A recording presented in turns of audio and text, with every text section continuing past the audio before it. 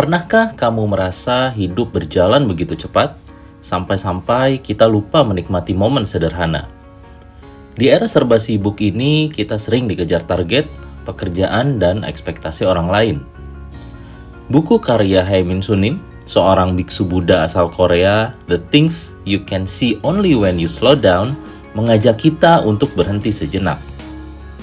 Penulis mengingatkan, ketika kita memperlambat langkah, dunia pun ikut melambat. Dan saat itu, kita bisa melihat betapa berharganya momen-momen kecil dalam hidup kita. Hari ini, mari kita bahas inti-inti pelajaran dari buku ini dan bagaimana kita bisa menerapkannya dalam kehidupan sehari-hari.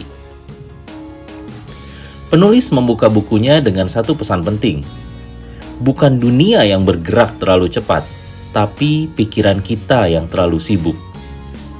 Kita sering mengira hidup begitu menekan, padahal sesungguhnya yang membuat kita lelah adalah persepsi kita sendiri.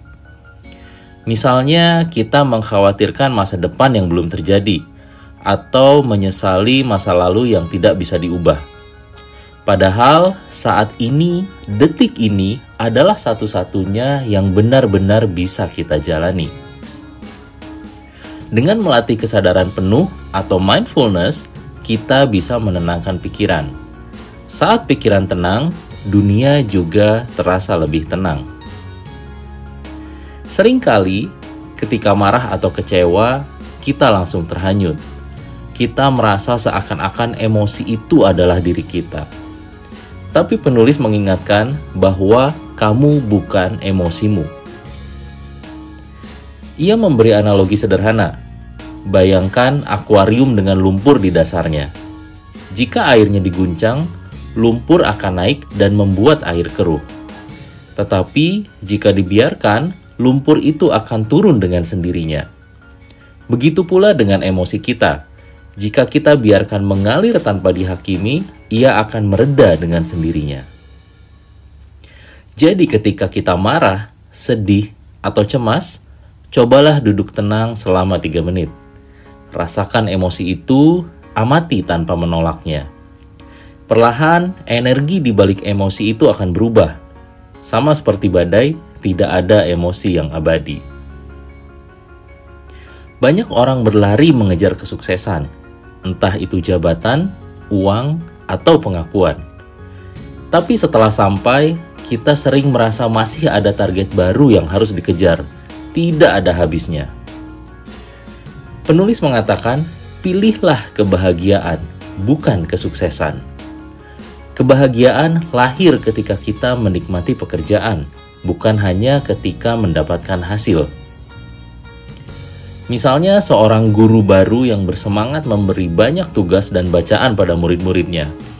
Niatnya mungkin baik, tapi murid-murid malah kewalahan. Semangat tanpa kebijaksanaan justru membuat gagal. Kebahagiaan hadir ketika kita bisa bekerja dengan seimbang, memperhatikan diri sendiri dan orang lain. Dalam buku ini, penulis menekankan pentingnya hubungan yang tulus. Ia mengibaratkan sebuah persahabatan itu seperti api unggun. Api memberi kehangatan, tapi jika kita duduk terlalu dekat dan terlalu lama, kita bisa kepanasan. Maka hubungan juga butuh jarak yang sehat. Ada beberapa tips dari penulis. Yang pertama adalah bicara dari hati, bukan hanya dari kepala. Kata-kata yang tulus lebih mudah dimengerti.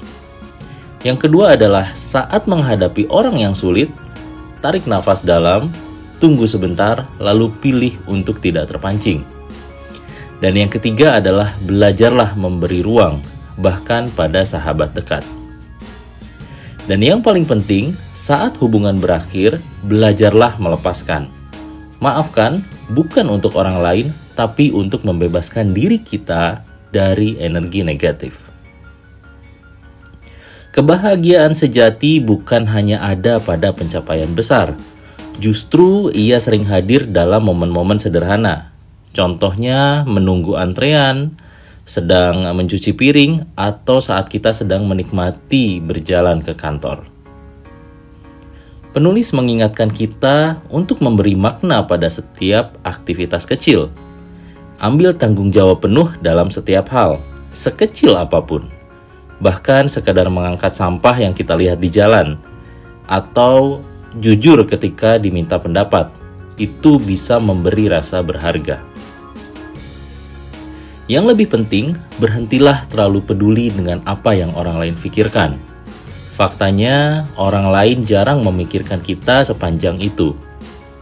Dengan membebaskan diri kita dari penilaian orang, kita bisa lebih percaya diri menjalani hidup dengan keyakinan.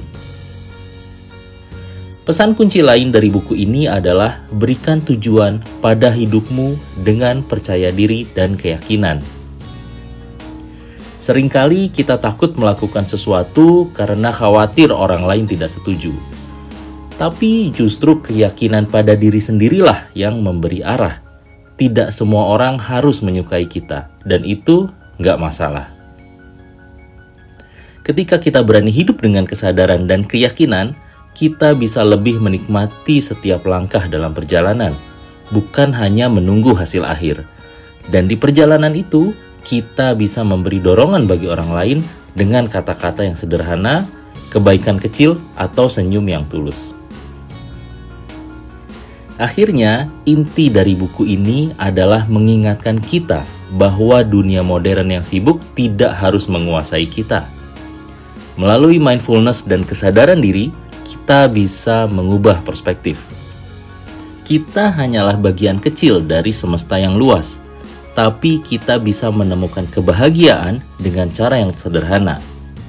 Contohnya, menyadari emosi tanpa terikat padanya, lalu memilih kebahagiaan dibanding kesuksesan semu, menjaga hubungan dengan tulus tanpa ego, dan menemukan makna dalam aktivitas kecil sehari-hari.